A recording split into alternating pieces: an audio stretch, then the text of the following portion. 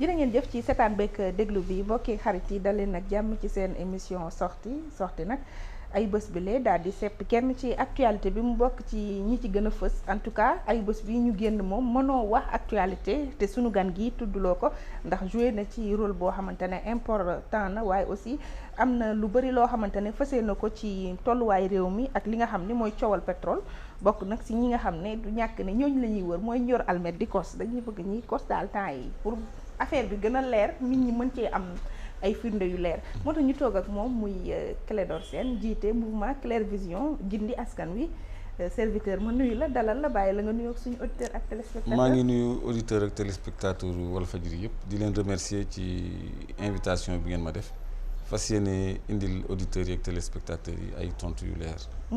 loolu moom duñ ci am benn doute moom. soupçon moom du ci am moom dinañ xam ne lépp dina leer.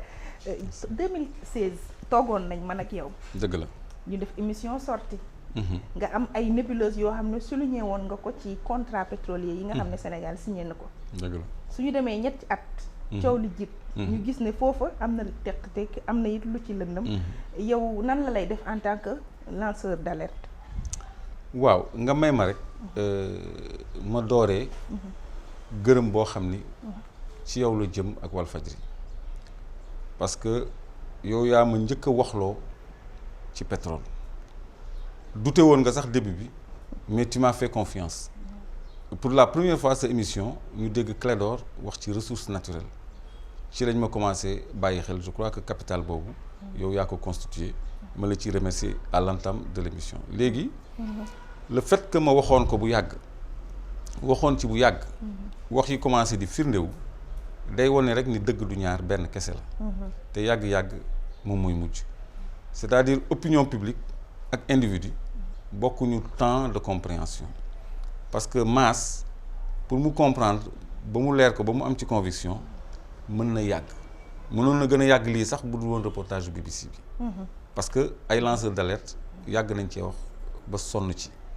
mais yàlla def na ñun musuñu cee tàyyi dañu nekk ci suñu rôle d'éveil de conscience ci suñu yeetee ki gindi ba leneen ñëw fekk si ñu ci gën ko leeral kon tey jii l'histoire nous donne raison en partie parce que yàlla may nañu alal ci suñu biir suuf te lenn li pétrole la ak gaz mais bëri woon na ay lënt-lënt ci biir contrat wu pétrole ak gaz yi nga xam ni yàgg nañ ci attirer attention nit ñi parce que bu ñu yàlla may wërsëg bu toll noonu du yoon du yell muy profiter nguur ak tubaab yi ñun askan wi ñu toog di dund mettit yi ñu doon dund parce que ca jamonoy Senghor ba ci début jamonoy Ablaye Wade dund gi metteewul woon nii booba waxuñu pétrole waxuñu zircon waxuñu gaz xewal yëpp feeñul woon léegi bi xewal yëpp feeñee tey la dund gi gën a metti loolu moo tax ñun ñu sonn ci yeete ak woote bi ñuy def pour won sénégalais yi ni seen dund waratu la méttee nii ndax yàlla wërsëgal ñu loo xam ne ñëpp mën nañ ci am ci seen cër ñëpp mën nañ cee gis seen bopp mais dafa def ni dafay dem ci nguur famille présidentielle particulièrement ak tubaab yi mooy contractant yi nga xam ne 90% ci ñu alal ñoom lañ koy jébbal mais su fekkee ne da nga jàpp ne riche wala sax richesse bi nga xamante ne pétrole ak gaz dugal na ko war na ko dugal ci réew mi askan wi jotaguñ ci du firndeel kàddu yi président Macky Sall bi mu ne litre sax génneeguñ ko goutte sax génnagul kon nan la ci xaalis mënee dugg. waaw léegi may leeral rek ni ci sa émission ba nga ma waxoon noonu prouvé woon naa ni ci ay puits Jifeer ak Sangomar ñu ngi doon exploiter globalement près de 30 000 mètres cubes jour mais dañ ko tuddee woon puits d'évaluation appraisal wells loolu duñ ko comptabiliser ci production commerciale parce que contractant bi moo koy jël dugal ko ci investissement am te loolu ak lënt da ci am ci wàllu gaz document wu ITIE bi ma leen di woon initiative pour la transparence dans les industries extractives wane na ni 2016 produire nañu 40 millions de mètres cubes de gaz fii Gadiaga affectés essentiellement aux besoins de la consommation nationale kon waaw ñu ngi nii document ITIE la. lu ñuy jëfandikoo fii Sénégal fii Sénégal 40 millions de mètres cubes de gaz ñoom seen ay documents la ñoom. parce que man li tax ñoom duñ ma mën a tontu duñu sax mën a commenter li may wax. seen ay documents laay produire ñoom mënuñu weddi seen bopp man la ñu mën a weddi mais mënuñu weddi seen bopp. su ma produire seen document ñoom mënuñu ma weddi. donc toq gaz génnul toq pétrole génnul dëppoowul ak réalité mais pétrole ak gaz soxlawul ñuy entrer en pleine phase de production pour xaalis génn su dul woon loolu du ngeen génn dégg ay yenn somme yu important yooyu ñu koy wax ci pétrole te toq génnagul ñu ngi wax fi mu nekk ni ay dizaines de milliards de dollars kon bu toq génnee ñaata la ñuy wax kon dafa am li ñuy wax amont pétrolier njëlbeenu exploitation pétrole laata ñuy ŋàcc teen yi dafa am ay contrats yu ñuy jëflante bokk na ci ay actifs yu ñuy jaayante bokk na ci ay contrats de service ay contrats d'ingénierie ay contrats de transport de carburant mooy tuyaux yi pipeline yi ñuy suul ci suuf pour muy acheminer carburant bi soit au port wala ci ay points de stockage ou de distribution yooyu yëpp dafay jur xaalis bu bëri boo xam ne ay contrats yu ñu signé la te signé nañ ko ba pare loolu la ñuy wax FID Final Investment Decision ci blogu Saint-Louis bi président Macky Sall mu ngi ko signé jee Mauritanie ci supervision bu benn jigéen bu ñuy wax Emma Delaney bu fi nekkal BP boo xam ni moo wañ loxo président Macky Sall ak loxo président Mauritanie tënk leen ci ñu juboo ci affaire pétrole beeg gaz bi. mais nu mu leen mënee wañ loxo boobu dafa bëri doole wala. dafa bëri doole parce que multinationales yi mais ñoom ñoo bëri doole ñun jëndaloo nañu par force benn train électrique buy jar ay 1200 milliards. ñu ñuy defloo ay investissement yoo xam ne du ñu profiter ñun multinationales yi dañu am doole dañuy imposer xoolal Total jël na li des ci suñu géej gi yëpp nañ ci dellu si. kon ñoom am nañu doole comme ñoom ñooy exploiter ressources yi nekk ci ñaari dëkk yi ci frontière bi ñoom seen intérêt mooy dal ak jàmm am diggante Sénégal ak Mauritanie. xëccoo bañ ci am ñu juboo tubaab yi daal ñoo leen tënk. juboo leen ci juboo ba noppi même président France. jàpp na ci.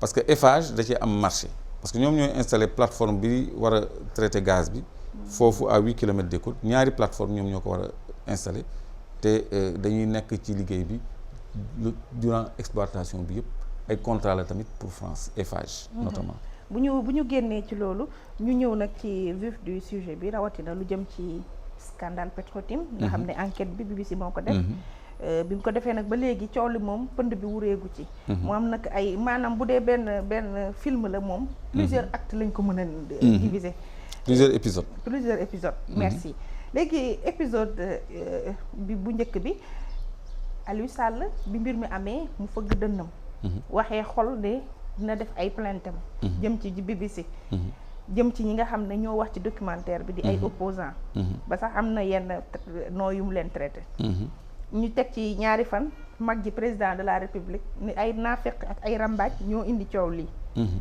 une semaine après Aliou Sall ni bàyyi na plainte BBC mais day dem ci ay médiateurs ak Grande-Bretagne boobu reculade au nom de procureur de la république moo bëgg a génn ma jàpp ne bi yow jàppoon ne cirque la ñu nekk wala benn scénarisation boo xamante ne daal ci kaw la jógee bëgg a wàcc askan wi pour mu mën a dugg du cirque du scénarisation mais njaxare la parce que dafa am loo xam ni dafa tàkk seen loxo dañu wuruj loolu mooy li am dañu wuruj mu feeñ parce que man ci suñu émission bu njëkk ba may wax ci pétrole ak gaz ne woon naa président Macky Sall dafa signé ñaari décret pour benn société boo xam ne rakkam da cee nekk loolu mooy problème bi parce que foog ñu indi genèse bi fekk boobu bi muy falu bi mu prêter serment ak boobu ñaari weer la def wane woon naa ne Aliou Sall moom moo créé Petro-Tim Sénégal mu nekk société unipersonnelle société anonyme unipersonnelle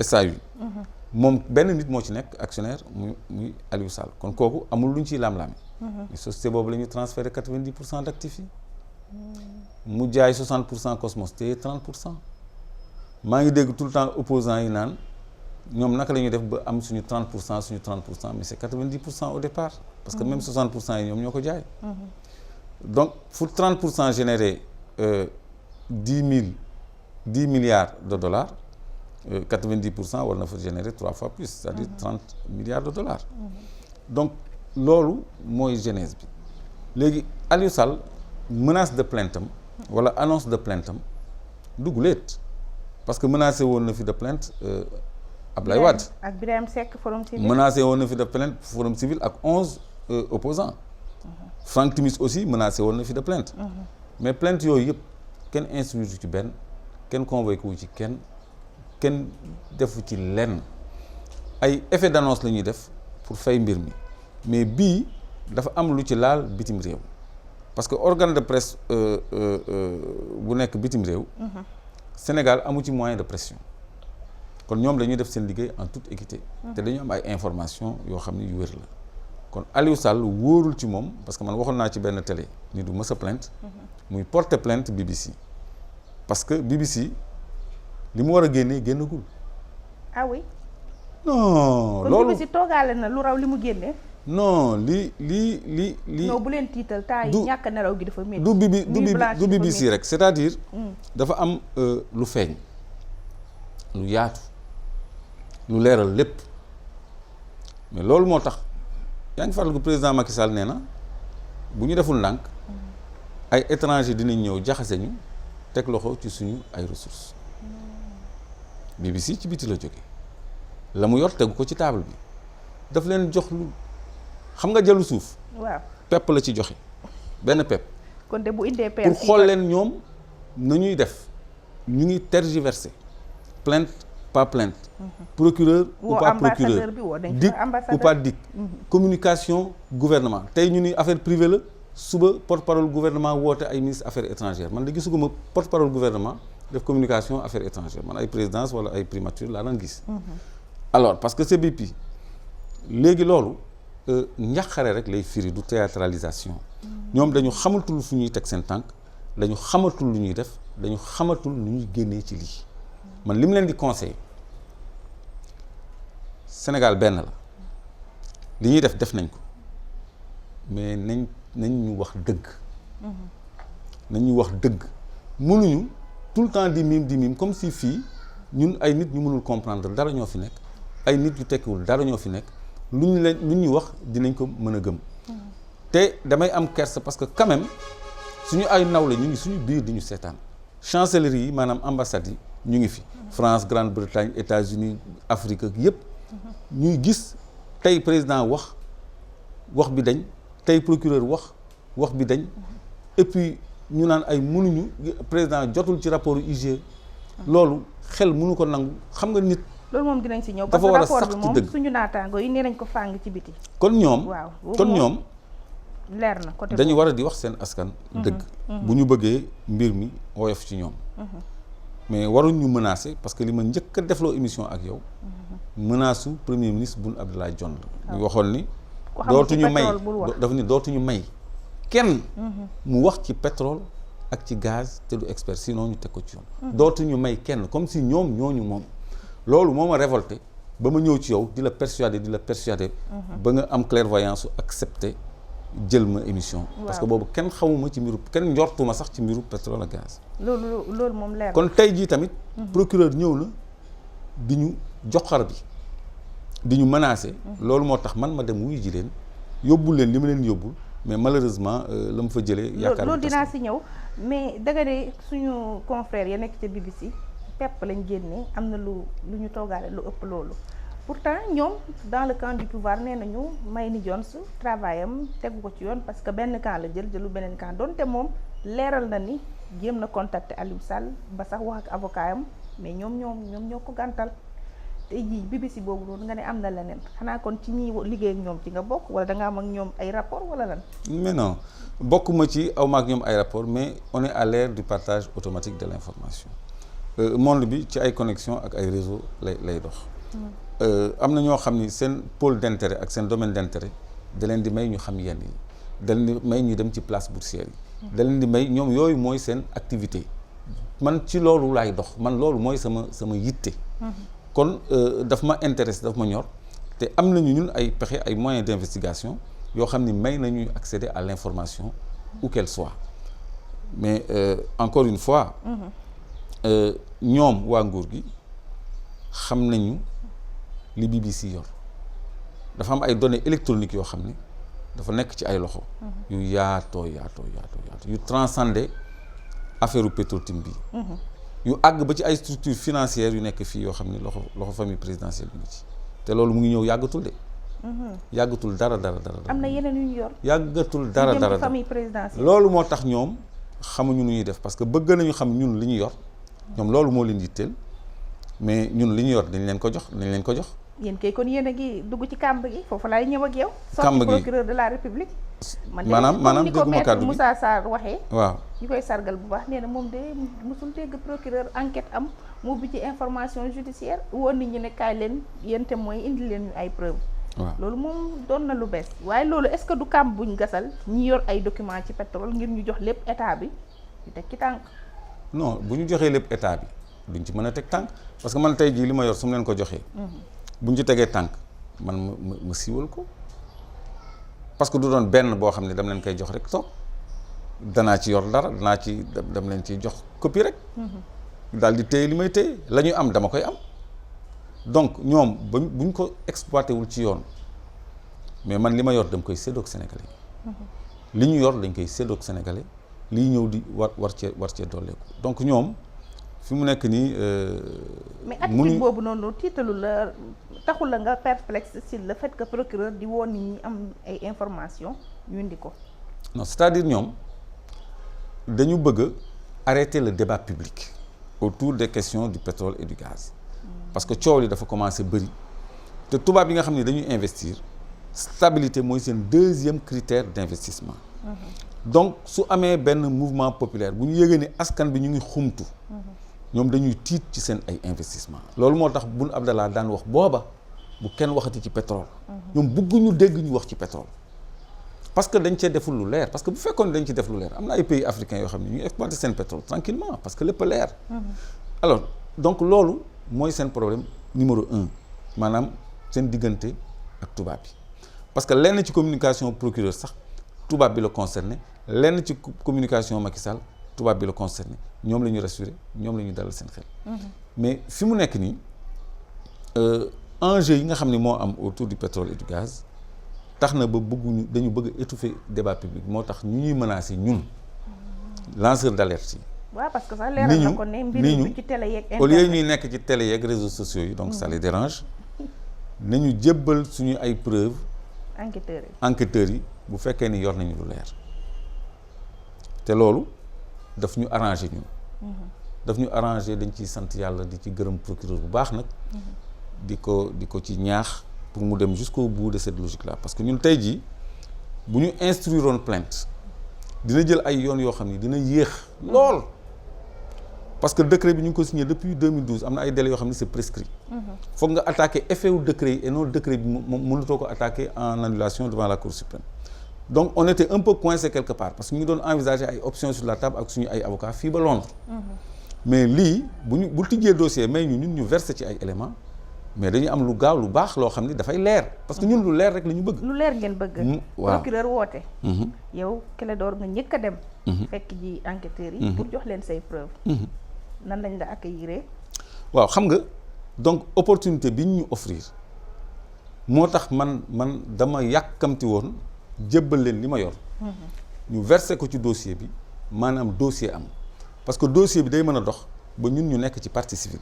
parce que suñu alal la ñu tëdd parce que constitution bi dafa ni les ressources naturelles appartiennent au peuple te peuple état moo ko représenté état bu jalgatee haute trahison la ñeneen ñi bu ñu dee ay fonctionnaires ay détournement la ay enrichissement illicite donc loolu ñun daf ñu may la ñuy wër di wax ci rajo yeeg télé yi ñu jëmmal ko ci wàllu yoon loolu doon na leen mën a sax jural ñoom ñu wàññi wax ji ci télé bi parce que li nga xam ne da nga koy jébbal yoon du teggin nga continuer di ko exploiter ci télé yi da ngay bàyyi da ngay may yoon da ngay mettre à l'aise yoon mu def liggéeyam ba produire résultat léegi bu yoon deful liggéeyam étouffer dossier bi comme dossier yu bëri ñu étouffer bu boobaa ñun ñu jël suñu responsabilité leeralal askan bi lan moo ci nekk dëggantaan ba noppi porter plainte au niveau international parce que yoon may nañu ko parce que suñu koom-koom la parce que dafa am ay kuréel international pour genre corruption yeeg malversation autour des ressources minières yi dañ koy traquer donc am na ay organisations yu bëri yoo xam ne ci yooyu la ñuy dox donc bu boobaa recours boobu moo ñuy dese mais li gën mooy ñu régler ko fii te opportunité boobu mais la ñu procureur offrir. waaw léegi tey bi ma demee DIC. ma ñëw indil leen ay documents yu bëri. tàgg bi kay moo ngi ni fees dell. classé leen ko defal leen sax fiche synoptique. pour ñu exploiter ko ak essence exploitation bi yomb. pour càmbar bi leer yomb si ñoom. ma liggéey ci ñaari fan pour jox leen benn fan plutôt. pour jox leen lu yenu maanaa parce que bii ba tey ci suba noppaluwuma. maanaam mercredi jour conférence de presse bi. jour conférence de presse bi ba ci man presque démb nelawuma. tey ci suba tamit ci loolu laa xëy moo tax ma yéex ci samay activité moo tax ma yéex a dem DIC. defal leen mise en forme yeeg yëpp parce que pour man am naa opportunité wane ni lu leer laa yor parce que xam nga kuy dute ci leeraange ak wéraayu la nga yor bu la joxee opportunité bu mel noonu. doo ko gëmee. donc ñoom xëy na ñu ngi ci jublu xoxotal ñu wala tiital ñu parce que fii ñaareel bu ñu nee procureur ni DIC nit ñi xaaw a am benn émotion su ma yoroon ni preuve du ma dem DIC di ko fa yóbbu. waaw mais xam nga dëgg moomul doole. parce que olof day faral di wax ni doole moomul dëgg mais man dama gëm ni dëgg moomul doole nguur doole moo koy may dëgg man dëgg moo may doole moo tax ñoom dafa mel ni dañu dellu gannaaw parce que tey jii su ma demee ci ay enquêteurs DIC ma ñëw indi sama ni leen lii yëpp laa leen indil lii yëpp laa leen indil pour le dossier waaw ñu ni ma dossier amu fi maanaam ci lan procureur transmettre ñu benn dossier bu am rapport ak affaire Petro-Tim. non xaaral déet waxtaan kat yëgoo def caa baax. waaw procureur mi def conférence de presse. wax démb rek. ni ku am say preuve yóbbu ko DIC. waa DIC yëguñu fu Petro-Tim jaar. ah loolu mënu mën a nekk. maa ngi fàttali ñuy seetaan ni tey la jeudi la ñu enregistré. donc démb le procureur def conférence de presse. tey ma xëy dem DIC. ci suba si laa naroon dem bëggoon naa yéene woon naa 11h fekk ma fa mais dama bëggoon liggéey bi mucc ayib. ma terminer ko ba mu baax ma ñëw ci ngoon si boobu 3h passé na. ma ñëw fekk fa ay inspecteur waaw ñëw ni dama ñëw wuyu si wooteeg procureur. ci affaire dossier Petro-Tim parce que dafa ni woon ku ci am lu leer na ñëw jébbal leen ko yéen kon lii laa leen indil woon leen saak bi yaakaar ni dañ may ni aksil entré wuñ ma sax ci bureau. est-ce que du ay ñeneen nga gis yu dul ay inspecteur de. ñooñu dama leen xam. ay mën naa tudd seen tur sax parce que dama leen xam. ñoom foofu jàppale leen dañoo soxla promotion. foofu la ñuy liggéey. jàpp ci balaa procureur di wax ak ñoom. ñoo ma ne procureur transmettre leen benn dossier relatif à l'affaire Petro-Tim ñoom jotaguñu dossier. da ngaa waroon laajte commissaire yàgg. defal ndànk rek xam naa leen ñoom ñëpp léegi mën leen may léegi bu dossier bi ñëwee xanaa kon da ngeen may convoqué ñu ne ma en principe non parce que appel à témoignage acte volontaire la yow war a ñëwal sa bopp mën leen may man kon naka laay xamee ni transmettre nañ leen dossier bi ñu ni ma bu ñu transmettre dossier bi dina siiw di ngeen ko yëg te yow de toute façon am nañu sa numéro de téléphone waxuñu ne danañ ma woo de dañ ni am nañu sa numéro de téléphone donc jëlewuma fa lu leer. non procureur sëñ Bassirou Gueye non. léegi man wax noonu yaakaar naa dem na sax fu raw DIC yaakaar naa.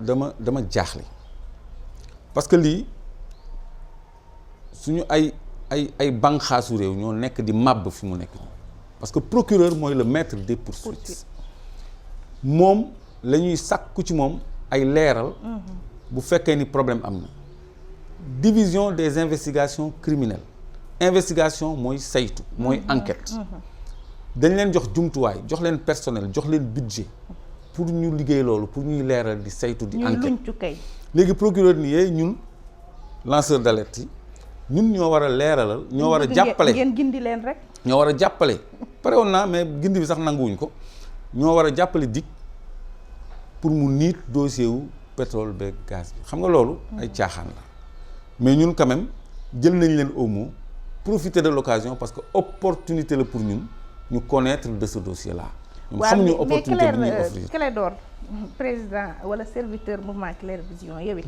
ba nga demee DIC gis ay inspecteur ñu ne la jotaguñu dara mais waroon ngaa laajte chefu DIC nag commissaire yàgg xëy na moom jot na mbir yi amaana daa wàccagul ci inspecteur yi. non ñoom lu leer lañ wax parce que man avant may ñëw foofu man am naa xibaar boobu parce que man tamit am naa samay ay réseau tribunal njortoon naa ni ñoom jotuñu dossier waaw parce que am na fu ma jaar mais njort naa ni ñoom jotuñu dossier bi ma ñëwee ñoom dañ ma confirmer loolu dossier boobu mënul nëbbu ci biir service boobu bu amoon ñoom dégg nañu conférence de presse procureur suivre nañ ko léegi li ci ñaaw nag mooy procureur daf ñu défier dafa ne fi mu nekk nii jàkk baa ngi nii ku mën a noddal nee na la balle est maintenant dans notre camp que lui il est à l'aise yéen a doon lancé alerte rek mais la balle n'est pas dans notre camp parce que ba ñu demee DIC on n'a pas pu verser au dossier les éléments yi ñu jot maa ngi wax français sax bi ñu demee DIC mënuñu leen jox firnde yi ñu am ci dossier bi pour ñu liggéey ci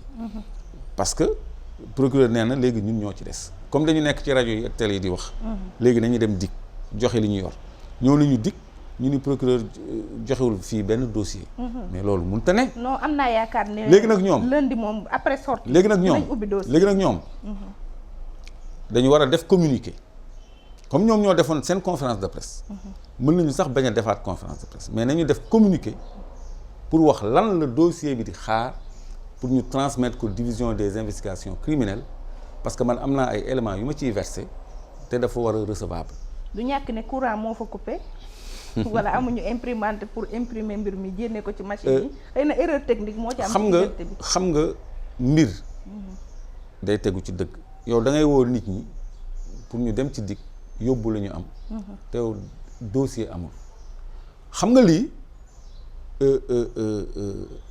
anomalie la diggante DIC ak procureur mais DIC kan moo leen chef ministre de l'intérieur Aly Ngouille Ndiaye moo def rapport de présentation décret bi nga xam ne dara du ci dëgg procureur kan moo waxoon da koy saisir président Macky Sall moom mu ngi ci biir rakk mu ngi ci biir président décret yi mu signé baaxul dañ ko nax rek comme ni ñu naxee premier ministre président moo nekkoon directeur de la banque des données de Petrosen donc fi ñuy def fi am pétrole ak gaz yëpp ci biir Petrosen relevé yeeg étude sismique yeeg yëpp moo nekkoon directeur bi après nekkaat directeur Petrosen ci boppam mu di nekk ministre bi moo doon présenter rapport moo doon joxe rapport de présentation comme Aly Ngouille ñu mu def jóge fa nekk premier ministre contre signataire des décrets contrat bu ñu joxe moo koy contre signé jóge fa nag nekk président mois d'avril mai juin mu jël ñaari décret jox rakkam ak Franck Timis bloc yi ëpp alal ci Sénégal muy blocu Saint-Louis ak Kayar la fa ne ci gaz du jeex waxoon naa la ko 50 000 milliards de pieds cubes chaque fois su ma koy wax damay baamu ni juumuma parce que mën na nuru lu bëri ci xel 50 000 ci ay milliards de pieds cubes moo gën a tuuti mètre cube mais lu bëri la quand même c'est quand même des milliards et des milliards de mètres cubes alors loolu nga jël ko jox ko sa rakk ci ay conditions yoo xam ne Sénégal presque amu ci dara mais loolu dafa inacceptable ci dëkk boo xam ne yàlla daf ko wërsëgal lu ko génne ci kon yow da ngay dëggal 10 milliards yi nga xam ne Aliou Sall encaissé na ko ci Petro-Tim non il faut pas faire de confusion parce que boo nee 10 milliards la Aliou Sall encaissé ci Petro-Tim confusion la c'est-à-dire ci jëndante jaayante actif ci wàllu pétrole ak gaz dañ koy exploiter ci lu yàgg xam nga dee ay or ay phosphate yi ay production annuelle la wala mensuelle mais pétrole ak gaz production journalière la x baril jour wala x mètre cube jour léegi boo jaayee actif day am looy téye man am naa 30% jaay naa la ko waaye exploitation bi dama ciy am intérêt loolu moom la ñuy wax royalties muy buuñaa ci olof maanaam baril boo jaay dama ciy am $1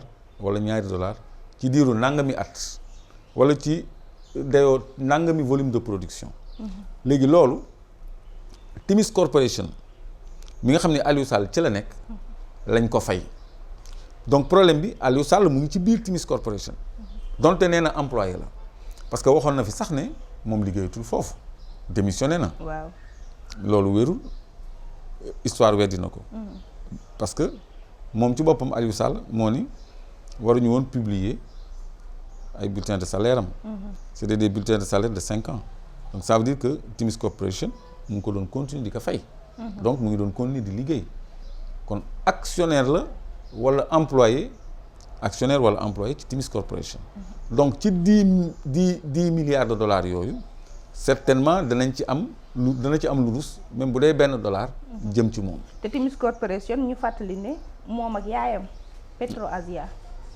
waaw doom ji moom ak yaay ji de 2 jours xaw ma et puis xam nga montage financier xam nga lu dul dëgg parfois du parfait. donc ñëpp xam nañ ni affaire bi ay njuuj njaaj la comme ni ko président Macky Sall di wax nee na moom amatul lu muy njuuj njaaj mais lii njuuj njaaj kese la parce que. mais en 2012 la woon. en 2012. moo nekkoon au pouvoir. waaw léegi réglé na li muy réglé yëpp joxe na li muy joxe yëpp fi mu nekk nii mën na woote waxtaan pour yëpp dal moom dal googu moom la soxla par rapport aux investisseurs mais lii. da ko jëlee kaw te lii je crois que. mais aussi dossier bi du ñoom rek lañ ci war a joxoñ baaraamu tuuma Karim Wade aussi mu ngi ci biir loxo ma ngi ci biir. non c'est-à-dire foofu tam confusion la xam nga dafa am contrat ak décret contrat du wér lu dul dañu publier décret parce que ci texte yi dañu ni ci français le contrat prend effet à la date de publication du décret kon tant que décret du décret d'approbation à la date de publication du décret d'approbation tant que publié wuñu décret d'approbation contrat amul moo tax ñu bëri dañ koy tuddee convention donc loolu moo ci génnee régime précédent bi parce que débat boobu convention boobu fa la bonus de signature 3,5 millions de dollars génnee di. waaw mais loolu ak DG Petrosen. waaw loolu responsable DG Petrosen la ba yow yaa ngi wax ministre beeg président ba woon. mais DG Petrosen gis nga recommandation yi donc loolu contrat la woon boo xam ni kenn validé wu ko par un décret d'approbation président de la République approuvé wu léegi président Macky Sall bi mu ñëwee li ci grave mooy dafa ordonné enquête IGE. IGE def enquête jébbal ko résultat yi ni ko Petrotim kenn waru ko woon jox licence parce que sàmmontewul ak suñu code pétrolier. sàmmontewul ak yoon te remplirul critères yi pour mu am licence kon licence bi nañ ko annuler mais dafa profité signé ko 21 jours après Aliou Sall créé Petrotim Sénégal ñu dugal fa actif yi loolu moo ci dugal Aliou Sall ak Macky Sall c'est la famille te il est ressorti ci génn na ci transaction wu yi BBC wane diggante Timis Corporation bu Frank Timis ak Agritrans bu Ablaye Timbo te mu mujj nekk ci turu Aliou Sall que am na ay transactions financières ñoom miim nañu mais ñemewuñu porter plainte man boo mu tuumaalee loolu ñu jot naa ci Timis Corporation via Agritrans ay xaalis dama lay porter plainte mu leer mais mënuñu sax porter plainte. waaw mais boo waxee waxu enquête IGE El Hadj Kassé nee na inspecteur généraux d'État yi ko doon def seen ordre de mission président signé wu ko. non président du signé yëpp dafay déléguer ay signature même simple directeur général DG peut-être sax Walfadjri am na ay délégation de signature parce que nit ki du mën a disponible tout le temps te am na yoo xam ne mën na ko expédier loo keneen. loolu mooy délégation de signature parce que da ngay am escalité pour nekk délégation de signature. est-ce que du loo tax mu ne yëgu kon rapport bi. mënu koo ñàkk yëg parce que même bu fekkee ni Abdou Aziz Mbaye à ne pas confondre avec Abdoul Mbaye premier directeur de cabinet même bu fekkee ni moom mooy signé ordre de mission bi président dañ koy on donne paraphe au président dañ koy présenter benn parapheur boo xam ne lépp lu fi jaar ci signature boo xam ne ci turam la parce que boo délégué sa signature on te rend compte dañ koy rendre compte rawatina nag mu yor les services de renseignement rapport yi moom lañ ko destiné IGE ci biir këram la nekk biir présidence biir palais la nekk donc il est bel et bien au courant que ni jot ordre de mission am na mais am na leneen lu ñëw ordre de mission duñ ci yem day am bordereau de transmission du rapport bordereau bi léegi mu génn bu wane ne président jot na rapport bordereau de transmission mooy pièce nangam transmis la date par et cetera jox ko tamponné caché signé. bu leen ko topp ba mu sës.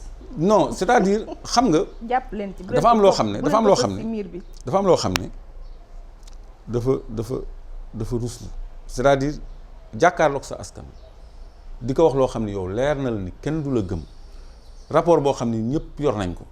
président ni depuis 2012 àggul ci bureau te ñi koy liggéey nekk ci biir këram.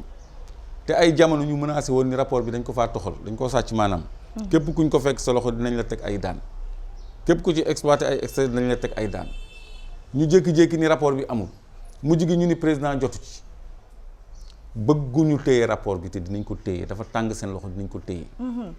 ñun dinañu dem yóbbu li ñu am ci dossier ñu instruire parce que rapport bi dafay établir haute trahison au président de la République mi ñu ne woon retirer purement et simplement licence su Petro-Tim parce que jaarul commission d'évaluation bu Petrosen ba noppi remplirul critères yi article 8 du code pétrolier wax je me réjouis que disposition yooyu sax léegi nit ñi dañ ko intégrer xam ko mooy capacité financière et technique yi ñuy laaj képp koo xam ne dafa bëgg licence su pétrole wala gaz donc ay irrégularité kese la irrégularité yi dem ba ci jëndanteeg jaayante action yi parce que loolu mais foofu dafa am tam lu ñu fa war a interpeller IGE.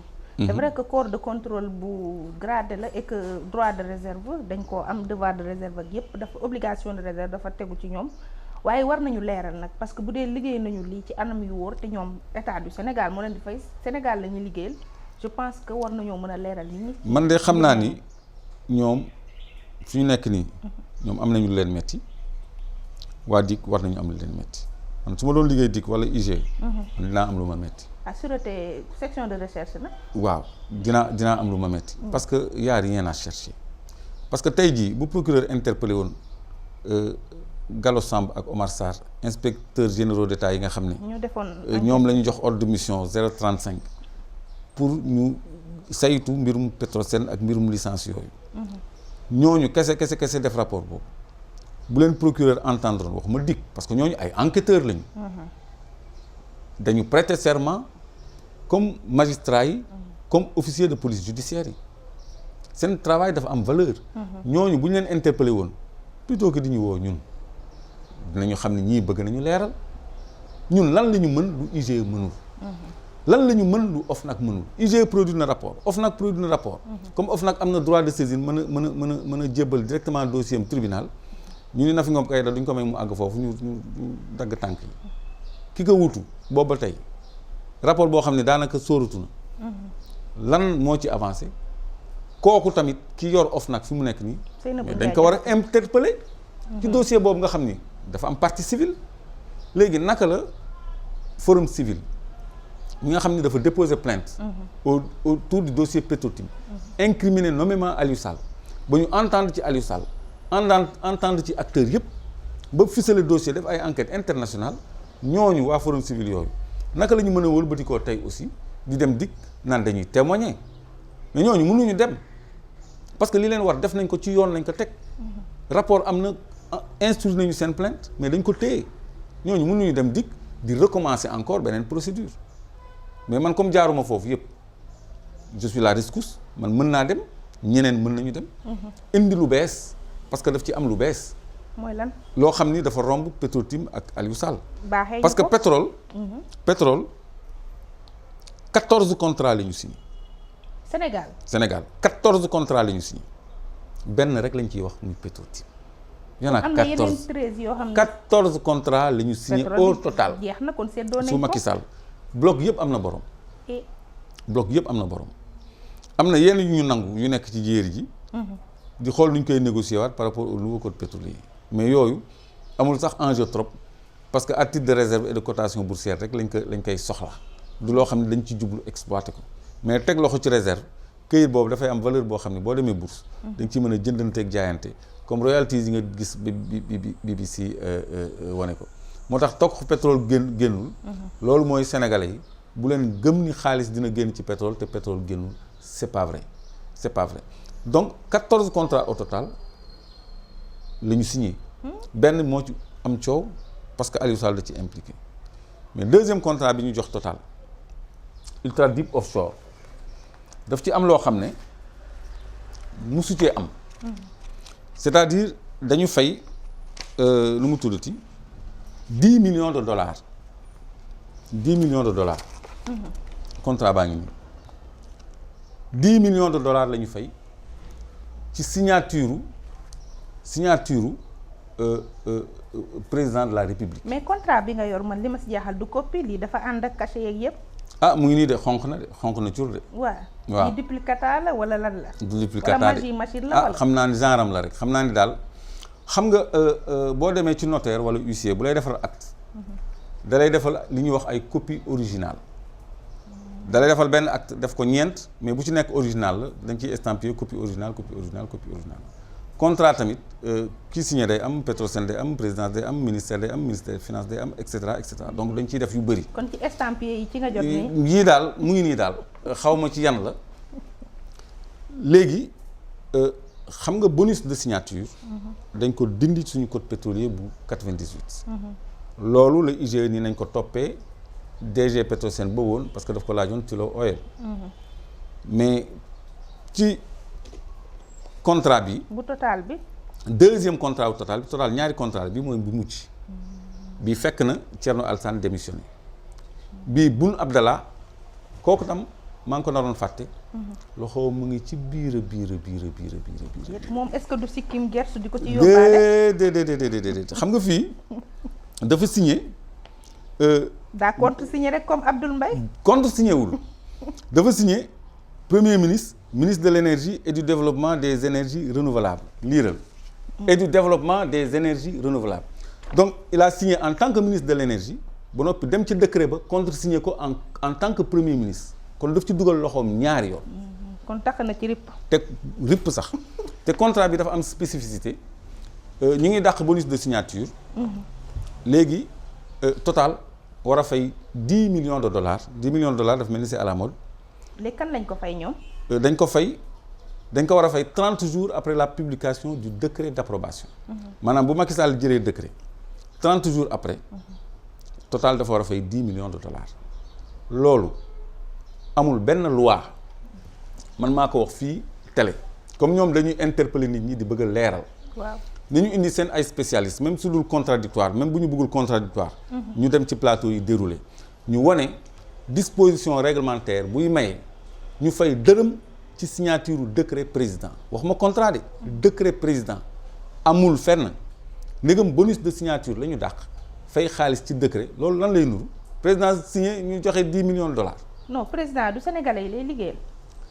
waaw mais signature am dañ ciy fay dañ koy jaay signature am léegi dañ koy fay. xam nga mais lan mooy indi ger nit nga am loo war a def ñu jox la ci xaalis pour nga def ko mais bu fekkee ni ñun suñu président parce que Sénégal amul ku ëpp président institution la suñu président la ñun ñëpp ñi ànd ak moom ak ñi àndul ak moom kon kooku cëram dañ ko war a maanaam respect dañ ko war a conserver intact. léegi su ma la déggee pour ñu libale ko mu leer ci bopp auditeur ak téléspectateurs yi. président Macky Sall bi ñu defee signature deuxième contrat Total. am na ci $10 millions bonus signature. non boo nee am na ci day mel da nga ni directement dugg na ci poche am mais dañu lëkkale payor boobu.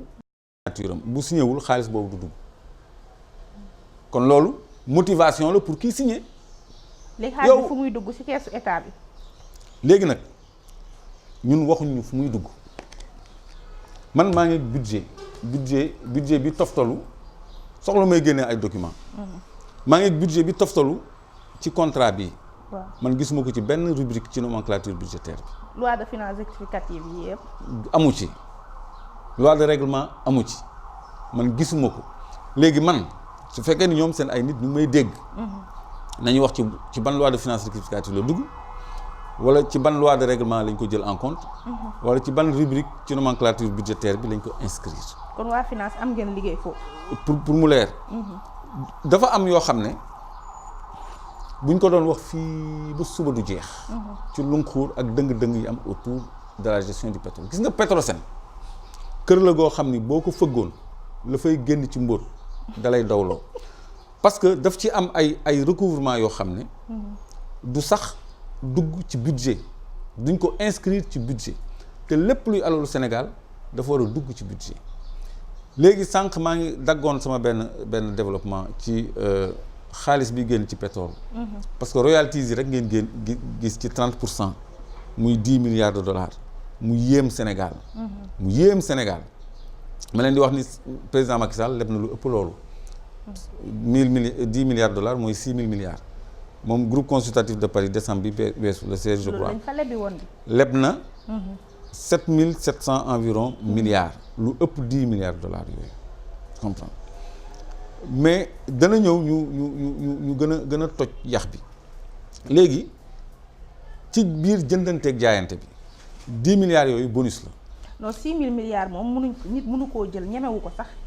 waaw léegi 6000 loolu mënoo ko jur sax di dund di dox ak conscience tranquille foo ko jëmee. léegi 6000 milliards yooyu. du xaalis bu bokk buum. c'est-à-dire bu ñuy produire baril bu nekk exemple laa lay jox dama ci am $2 pendant 40 ans léegi bu fekkee ni loolu dañ ko natt ci 10 milliards de dollars 10 milliards de dollars léegi ci année bi boo ko diviser par 40 da lay jox 150 milliards de dollars bu ñu considéré dollar 500 pour mu yomb. da lay jox 150 milliards CFA par an. 150 milliards la at bu ne léegi ñi koy séq ñoom ñoo koy séq léegi 150 milliards par an boo ko étalé ci 40 ans moo lay jox 6000 milliards donc léegi xaalis boobu lenn buuñaa kese la bonus de production la. mais booy jëndanteeg jaayante actif yi dafay am njëg day am li ñuy wax prise de participation wala farm out bu fekkee ni li nga yor yëpp nga jaay. farm out la ñuy wax bu fekkee ni lenn nga jaay am loo téye prise de participation ngay joxe. léegi loolu ay milliards la tamit léegi am na beneen xaalis boo xam ne Sénégal da koy jot. parce que dafa am lu ñuy woowe droit de préemption mooy appôt rek maanaam bu ñuy jaay ay actifs ci société boo xam ni Sénégal la BP ak Cosmos ñoo ñetti actionnaires yi Sénégal ak Cosmos parce que BP duggul woon. ñu war a jaay BP mënuñu jaay BP lu dul Sénégal daf ni moom jëndul Sénégal mooy appôt jënd. parce que moom ci mbuus mi la bokk. léegi Sénégal bu jëndul day def benn këyit buy wane ni dafa renoncer à ses droits de préemption. dañ ciy fay xaalis. dañ ciy fay ay milliards. te Sénégal def na ko. mën naa la ci woon preuve. ci or bi am nañu droit am 10% d'actifs supplémentaires yoo xam ne dañ koy jënd. léegi jënd boobu ñu ko war a jënd. dañ ci renoncer pour illustrer li ma lay wax ci or bi laa ko mën a illustrer parce que dama ci téye document bu koy firndeel xam nga wax day firndewu. léegi suñu 10% yooyu dañ ko wàcc ñu fay ñu ci 5 milliards xam nga encore ban montant. 10 millions de dollars. somme boobu mooy ñëw. waa 10 millions de dollars xaw ma dañ koy nëbbee xaalis bi xaw ma mais daal somme boobu ça revient dans tous les contrats de façon invariable. ndax xaalis bu ni mel. bu ñu firnde ma baa koy ngi wax te nii mënuma firnde koo baa gis ngi nii dina ma métti. téléspectateurs yi mën nañ ko gis. lii document wu ITIE la buy bind clairement ni Sénégal ba mu renoncer à ses droits de préemption ci or bi maanaam 10% yi nga xam ne dañ ko waroon am ba abadan dañ ko weccee 5 milliards maa ko arrondir sax 4 milliards 800 millions 900 et quelques mille la matul sax 5 milliards maa ko arrondir 5 milliards. mais valeur am en dollars mooy 10 millions de dollars. lu ñu war a am ci or bi pendant des années et des années et des années ñu teyle ko 5 petits milliards loolu trahison la war sa askan la ñoom liggéeyaluñu donc ci pétrole boo renoncer à ce droit de préemption ñaata nga ciy am. te mësuñu wax lenn ci droit de préemption yi ñuy renoncer mësuñu yokk suñu actif ci lenn toujours sociétés yi ñu ngi jëndanteeg jaayante mais balaa loolu di am il faut que Sénégal renoncer am ci ndàmpaayam après ñoom ñu jëndanteeg jaayante seen biir. donc li ñu war a enquête. moo tax nañu tijji dossier bi procureur na tijji dossier bi da koy tijji. parce que li ñu war a leeral dafa jéggi affaire Petro-Tim gestion wu pétrole ak gaz bi suñu patrimoine dañ ko war a yorin bu sell. mais moom yaakaar nga ne tijji beeg information judiciaire bi dina tax li ngeen di xaar ngeen am ko maanaam ñu leeral ko ba ñi ci war a daan ñu daan leen ci. normalement parce que IGE mais mën nañ ko toujours remettre à contribution ñoom def nañu liggéey. non ñoom moom seen rapport bi dañ ko nii non waxuma ci cas bi ci cas droit de préemption yi. ak yeneen xaalis yi ëmb pétrole parce que du loolu rek tamit ci xaalis. contrat de service yi contrat d'ingénierie yi nga xam ne laata ñuy exploiter pétrole bi lañ koy signé wax naa li loolu tamit dafay générer xaalis bu bëri. Aliou Sall mu ngi compagnie d'aviation xam nga fii Karim ñu ngi ko tongaloon benn avion Abbas Jaber ñu naan moo ko moom ak moomu ko mais kii compagnie aviation la yor Sahel aviation buy naaw du def Dakar Paris wala Dakar Ziguinchor. Transport héliporté lay def en direction des plateformes yi nga xam ni dañuy relevanter par 8 heures de temps 3 fois 8 dañuy def pour boucler les 24 heures des quarts de 8 heures de temps. Dañuy yóbbu matériel dañuy yóbbu provision dañuy yóbbu personnel dañuy dem ci ay urgence donc contrat la boo xam ni avion yi am nañu liggéey déjà bu assuré boo xam ne dañ ko signé sur la durée d'une exploitation dafay yaatu. Mais xaalis boobu aussi ñu ngi ko jox rakku président Sénégal dafa am problème mu famille présidentielle parce que kooku ñu jox loolu te ñu koy tudd ci suñu pétrole moom la ñu jox alalu Sénégal caisse de dépôt et consignation mooy banque Sénégal. ñu jox ko koo xam ni il est déjà administrateur d'une banque boo xam ni Franck Timis moo ko fondé muy BDK loolu problème la. yore compagnie aviation moom fan la jëlee ay avions yu naaw kañ la fi am boobu xaalis. 10 millions de dollars fu mu jaar kay. loolu lu bees la avion sax mën nga ko am. mais bien sûr donc loolu mooy problème bi léegi ñu ciy dégg nijaayam di dégg Tend Oil ñu ne jox na 22 millions de dollars fondation bu Marième Faye Sall Servir le Sénégal muy 13 milliards ba coow li dalay jóg ba léegi amul benn démenti ñu bëri yàgg nañ ko wax donc problème bi ñu am mooy implication wu famille présidentielle ci suñu gestion wu ressources. kon kay xanaa contrat Suez bi ak plainte forum civil mondial bi forum mondial yaa ngi dolli ci pétrole bi ndox te ndox da koy yàq. loolu mooy da koy frelaté parce que kooku tamit. scandale bi gën a rëy ci wàllu ndox. muy Mansour Faye. mu ngi ci social mondial sax dañ koo plainte kalaame ko. mu ngi ci te lu jiitu loolu amoon na problème mu assainissement bi amoon coow 6 milliards yi nga xam ne ñëpp la ñu arrêté ci ministère ba mu des moom. ba ci chauffeurs yi sax dañ leen arrêté ba mu des moom tey jii contrat Suez bi mu ngi noonu c'est encore la famille présidentielle. mooy Mansour Faye. yaa ngi dégg Mansour Faye yaa ngi dégg Adama Faye li ñu ko jox fii Est Foire ça crée des problèmes avec les propriétaires fonciers. donc toujours ñoom la te dafa am lu gën a graaw loo xam ne inscrire wuñ ko comme délit parce que bu njëkk ay détournement de deniers publics lañ doon wax. mais fi mu nekk nii il faut que ñu xalaat li am parce que détournement de ressources naturelles la moo gën a graawati parce que koom-koom la buy étalé wu ci ay décennies ay ati ci au profit d'une famille loolu nag le Sénégal na mu la seetaan moo tax jóg dafa jot moo tax ñu woote ëllëg vendredi xam naa na fekk mu jàll balaa ñuy teg émission bi ci kaw ngeen am autorisation. ñun nekkuñu ci régime autorisation ñu ngi ci régime déclaration préalable donte ñun Clair Vision jegewuñu organisation bi mais fu ñu wootee pour askan bi ñun dinañu teew te ñun ci suñu bopp woote nañu le 19 juin date bi nga xam ni moom la ñu signé contrat yi bu Petro-Tim bi pour ñu ñëw génn massivement dem place de l'Indépendance def une manifestation un rassemblement pacifique wone kon daal da ngeen bëgg a màggal 7 ans wu signature contrat. waaw anniversaire am parce que date bu 19 juin. en 7 bi date bu symbolique la parce que date boobu la ñu xaatim contrat yi moo tax ñu bëgg ko defee digg Dakar woo ci Sénégalais yëpp ñu bokk ci parti ñu bokk ci société civile ak fu ñu mënti bokk. ba ci waa APR sax ñu ñëw wuyu si pour ñu fexe suñu alal dellu suñu loxo. loolu moom ci xeetu ñaawal ak xooxatal la ndax boo si woowee waa APR moom. pour wane ni rek la moom mbirum sénégalais la du mbirum politique du ñëpp la concerné. waaw mais bu ñu demee tuuti nag ci profondeur sujet bi. wax nga ko galaxie présidentielle bi. famille présidentielle bi nekk ci galaxie réew mi nga xam ne dañoo ŋànk lu bari. ñu leen di tudd ci ay. ci lépp milliards mu ngi noonu mais en face aussi dafa benn am nañu une opposition boo xam ne. ci ni muy dénoncer wala ci ni muy mënee ay combat am dafa dem ba crédible tul dafa mel ni nit ñi toppatuñu opposition ci ay waxam. waaw loolu lu ñu constaté le Sénégal parce que opposition dafa am problème.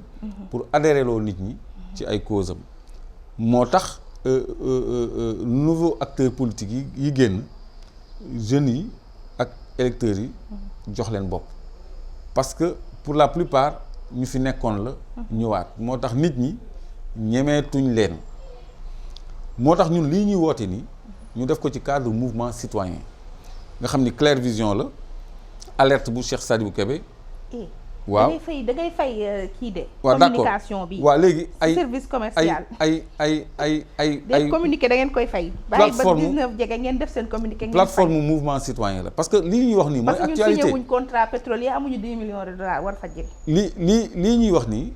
actualité la te dafa lëkkaloo sujet bi ñuy traité. parce que man am naa ay opportunité de communication pour jàllale sama message. mais li am ba des mooy ay citoyens ñooy lii de xeex bi ñooy jiite xeex bi ñooy jiite contestation bi te vraiment namm nañ ci gouvernement bi entendre raison. bañ a nekk ci ay weddi ay teggi tuuma wala ci ay jàmmarloo wala ci ay menaces. parce que loolu doxul problème lay indi te Sénégal fi mu nekk nii problème jigu ko. ndax xaaruloo bu ñu mënee enquête bi yéen lanceur d'alerte yi ngeen yóbbu seen ay documents ñu topp leen ci documents yi ngeen yor warul tàbbi ci seen loxo. waaw léegi loolu moo dese leer ci xel yu bëri appel à témoin. arrestation mënu ci am ci yoon. lu dul ci li ngay produire mu am benn acte délictuel maanaam lu ñuy tere. comme ñoom nee nañu rapport IGE boobu dañ ko faa toxal. te ci rapport bi boo ko liiree am na benn page bu ñu bind secret képp ku ñu téye mu yor ko lii ak lii moo ciy fekk ci yoon. waaw léegi man. su fekkee ni jël naa rapport boobu mu ni waa dig am leen rapport IGE baa ngi nii. maa rey sama bopp. di nga am problème boobu réglé nañ ko. parce que rapport bi siiw na ci lu ñu mënul situer benn responsabilité mu ngi ci réseaux sociaux yi dafa nekk en version électronique wesaaroo na mënutuñu attribuer responsabilité bi kenn. journal Le Quotidien sax publié woon nañ ko en 2017 tout le monde léegi bu fekkee ni da nga ko téye physiquement le rapport physique ak signature yu xonq yi nii comme nii comme nii léegi bu boobaa yow yaa rey sa bopp. ñun quand même xam nañu état ni muy doxee xam nañu nu ñuy exploiter information l'essentiel étant que ñoom ñu xam li nekk ci biir rapport bi ba noppi interpeller Gallo Samb ak Omar Sarr bi nga xam ne ñoo diligenté enquête boobu nii leen ndax lii c'est conforme loolu rek leeral na lu bëri en plus nag de ñun dañuy ñëw yokk ci dossier bi parce que am nañ ci lu bees loo xam ne duñ ko wax fii ci plateau enquêteurs yi lañ ko réserver ñu ngi xaar ñoom ñu jot soit transmis bu procureur pour ñëw jox leen primeur ak exclusivité li ñu leen di dolli ci lu bees ci dossier Petro-Tim bi et au-delà ci dossier pétrole bi en général. mais ñun moom doo ñu ko wax lu ngeen di dolli nga jox ñu ci benn idée rek. aw ma lu mu leen ciy nëbb mais dafa dul teggin. nga war a dem ci enquêteur am loo ko jébbal nga wesaare ko ci place publique bi ba pare ñëw nii li ma wesaare ci place publique bi laa lay indil. kooku ñàkk teggin institution état la parce que ñoom ñun lañ fi nekkal tamit quelque part. même bu fekkee ni saisine bi dafa dëng ci anam bi ko procureur defee naan la balle est dans notre camp jàkk jaa ngi nii ku mën a nodd te moom transmettre benn dossier bii depuis 2012 dossier benn pièce rek mën na constituer début dossier après ñu enrichir ko ñu verser ci ay éléments. loolu procureur balaa muy woote conférence de presse waroon na ficeler son affaire parce que man balaa may dem di wuyu ji dik man ficeler naa samay dossiers yóbbu. te man je n'ai eu que moins de 24 heures. donc moom mënoon na def noonu parce que il a des services à sa disposition des services de l'État ñu ñuy fay pour ñu koy liggéeyal police ak gendarmerie yëpp mooy seen patron. mais bu ñu génnee ci sujet boobu nag ñu ngay dégg 94 milliards affaire Mamour Diallo dégg 10 millions de dollars affaire Petro-Tim Sénégal ñu ne la parmi les 34 pays les plus pauvres au monde la ndax du la jaaxal. waaw am na loo fàtte ci lim bi. xam nga neewoon naa la fay nañu 5 milliards ci suñu renonciation à 10% yi ñu waroon am ci or bi. xam nga 5 milliards yooyu dugaluñ ko ci budget bi. xam nga fan lañ ko dugal. fan Prodac. déet seey na ñemewuñ ko day dugg ci 27 milliards. seey na ñu waroon réaliser 82 bassins de pisciculture 50 la ñu réaliser ñu waroon am production 3000 tonnes. de maïs 100 tonnes mënuñu ko lañ fa waroon investir ci ay kits d'irrigation yëpp dafa nax saay mu am ay problème affaire Prodac ñëpp suivre nañ ko. donc ci domaine agricole bu Itato benn dëkk bu nekk Kédougou la ñu dugal 5 milliards yooyu. waaw te am na yeneen 7 milliards yu ñu dugal foofu yooyu yëpp nax saay kon en dehors de 94 milliards yi. y a le problème du port Cheikh Kanté à Koud Poste. bëri na ay scandale financier ci régime bi yoo xam ni day def l'objet de rapport temps yi ñu ngi procureur mu ngi sànnante bal bi rapportu cour bi OFNAC bi waaw bu OFNAC bi loolu mooy ñoom OFNAC finalement ki fi nekkoon liggéey bi muy doon liggéey arrangé wu leen léegi nee nañ dañuy delloowaat dossier bi OFNAC posé na discrédit ci rapport boobu non seulement c'est-à-dire man dama gis banqaasu Sénégal yi di màbb parce que procureur bu nee OFNAC yow am li nga liggéey baaxul ñëw ni dikk yow il faut ñu jàppale la ñii nekk ci télé yi di wax jàppale la pour nga am lu leer ci enquête yi bàyyi fi rapport IG bàyyi fi rapport OFNAC bàyyi fi les services de l'État la division des investigations criminelles la section de recherche la section de recherche et puis am nañu ay corps de contrôle financier Cour des comptes dañu bëri donc loolu mooy feebar bi gangréné Sénégal ba noppi procureur sañ a relayer waxu staffu Macky Sall bi naan président jotul rapport bi nee na rapport IG bi autorité bi jotu ci kon confirmé na ko loolu dafa dugal boppam ci loo xam ne waru ci woon dugg parce que moom ñun dañ ko war a wóolu lépp lu ñu war a wax dafa war a doon dëgg te loolu du dëgg loolu mënut a ne depuis 2012 ba 2019 président jotul rapport bordereau de transmission bi mu ngi ñëw leeral loolu yëpp parce que ñun xaaruñu ko foofu donc moom ci boppam dafa xaaw a woyafal suñu ay institution maa ngi dégg ci chef d'inculpation yi ñu pareel ñun acte et manœuvre de nature à jeter le discrédit sur les institutions et ou leur fonctionnement. Yéen am na ay kii yu ñu leen ay délais yu ñu leen waaj. préparé nañu ay pare nañu seen ay affaire ay article 80 ak yooyu. Oui bi ma la wax ni bokk na ci. mais loolu journaliste yi bokkuñ ci rek. képp koo xam ne daal dugg nga ci seen champ de condamnation. ñoom dinañ la gàll loo xam ne xam nga article 80 dafa commode ci nguur. fourre-tout la article fourre-tout la. sa opposant boo bëgg a jàpp mën nga ko inculper loolu. acte et manœuvre de nature à jeter le discrédit sur les institutions ou leur fonctionnement. moom communication moo nekk de nature à jeter le discrédit sur les institutions. et leur fonctionnement. parce que bu nee président jotagul rapport discrédit la. bu nee ñun nañu jàppale dik pour mu def investigation discrédit la ba noppi problème bu sensible.